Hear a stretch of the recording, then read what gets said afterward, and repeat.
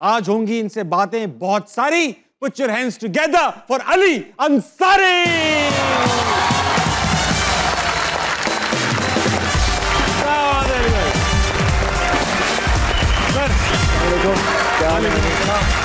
अली भाई welcome. Thank you. ओए ये क्या है? कहीं भी रख दे, कहीं भी रख दे। है। मुझे दे दे, मैं कराची से हूँ।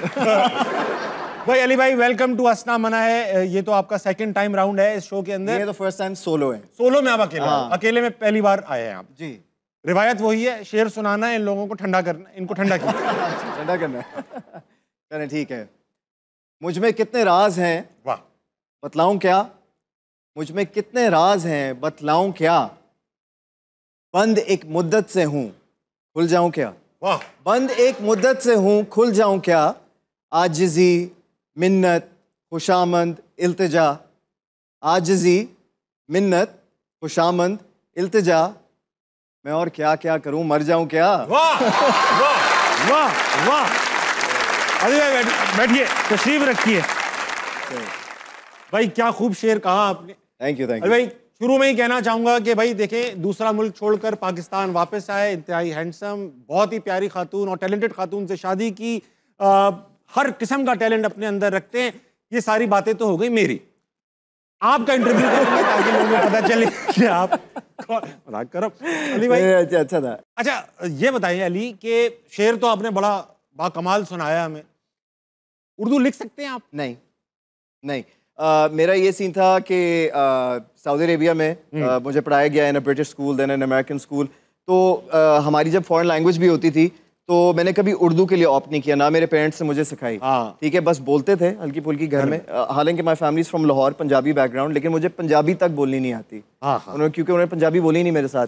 बट ये है कि जब मैं इस फील्ड में आया एक्टिंग में, तो मेरे लिए सबसे टफेस्ट ये था कि मुझे स्क्रिप्ट पढ़ना था और स्क्रिप्ट मुझसे पढ़ा नहीं जा रहा। ठीक। तो obviously I could read the Quran. तो माई मॉम टोल्ड मी कि just go with the flow. पढ़ने में ना in Urdu just go with the flow. तो वो करते कराते किसी से बोला यार ये पढ़ दे, रोमन लिखता गया अपने स्क्रिप्ट पे। विद ड्यू टाइम अब हो गया, अल्लाह का शुक्र। अब मैं पढ़ सकता हूँ।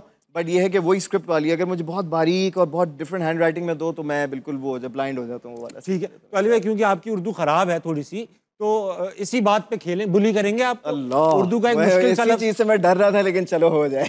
नहीं नहीं, मेरी कौन सी खुद की अच्छी है। लेकिन आपको कुछ मुहावरे बताऊंगा मैं, आपने उन मुहावरों का मतलब बताना है कि भाई क्या ही मतलब होगा। ये तो बहुत मुश्किल हो जाएगा, बट चले इजी से शुरू करते हैं। चले। दिल बाग बाग होना।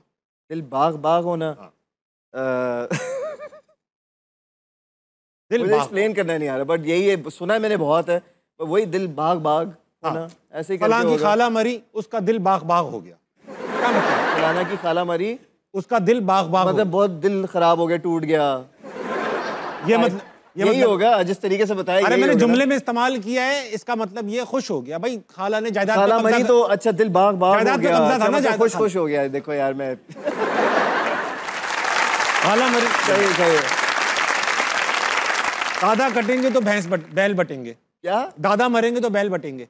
उल्टा बोल गया, दादा मरेंगे तो बैल कटेंगे। दोबारा बोलना। दादा मरेंगे बैल कटेंगे। बैल कटेंगे, हाँ।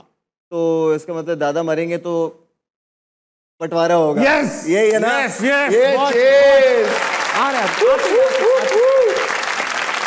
लेकिन खाला एंड में सही आया हूँ मैं। हाँ, खाला मरी दिल बाग बाग हो गया। वो नहीं अब इस्तेमाल नहीं करते रहिएगा यार। यार उनका इंतकाल हो गया, दिल बाग कुछ होना ही मतलब होता है उसका।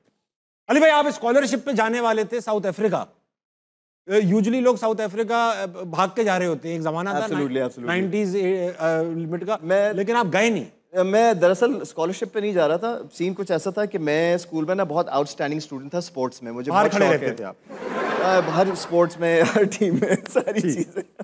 तो हमारी ना ओरिएंटेशन हो रही थी, बिल्कुल एंड में तो सारी टीचर्स रेफरेंसेस बनाते थे। So my PE teacher from South Africa, उन्होंने मेरे अबू को बोला कि भाई send him on a scholarship to perform in sports, he can be an athlete. वाह।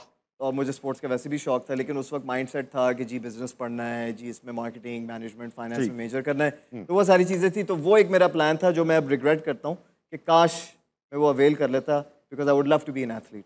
अच्छा, जॉब और शोबिज़ में से भी एक पॉइंट आया जब एक चीज़ सेलेक्ट करनी थी, तो वो कब आया, क्यों आया और फिर कैसे ही शोबिज़ वो बड़ा अच्छा मोमेंट था। वो शोबिज़ तो मैंने छोड़ दी थी, मैं ज़रा थोड़ा सा डिसहार्टेंड हो गया था इस फील्ड से, तो मैंने कहा यू नो व्हाट, मेरा जो मेंटल पीस हो मेरे लिए ज़्यादा ज़रूरी है। सही बात। तो मैंने कहा भाई ज़िंदगी में आगे बढ़ना है तो टेंशन के साथ नहीं बढ़ना, बस बढ़ो और पॉजिटिव रहो। सो मैंने सब छोड़ दिया, आई स्टार्टेड माई जॉब। फिर रैंडमली एक कॉल आई एक ईद टेलीफिल्म के लिए from the Jio network. Jio has been an integral part.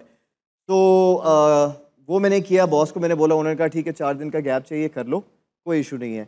तो वो मैंने कर लिया। Then suddenly I got a call from another network. उन्होंने कहा कि जी एक सीरियल है, उस सीरियल के लिए मैंने कहा कि मुझे करना है। तो उन्होंने कहा कि बड़ी अच्छी बात की, ऑब्वियसली जो ऑफिस था मेरा बॉस बेसिकली ही सेड कि if we let you do this serial and go for like a number of days, तो वो एक गलत एग्जाम्पल सेट करेगा बाकी एम्प्लॉयज़ के लिए। तो वो कहेंगे कि अगर इसके लिए अलाउड है तो हमारे लिए क्यों नहीं है, हमें भी करना तो है। इट मेक सेंस प्रोफेशनली, ठीक है। तो फिर मैंने कहा okay then I take a leap of faith, because life में कभी कभार ऐसी अपॉर्चुनिटीज़ आती हैं that you should jump.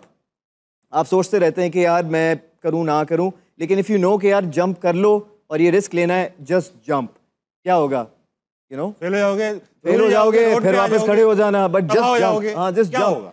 So I took that leap of faith, and then alhamdulillah I'm here sitting with you today, having a great conversation, क्या बात and with you lovely people as well. सही है ना?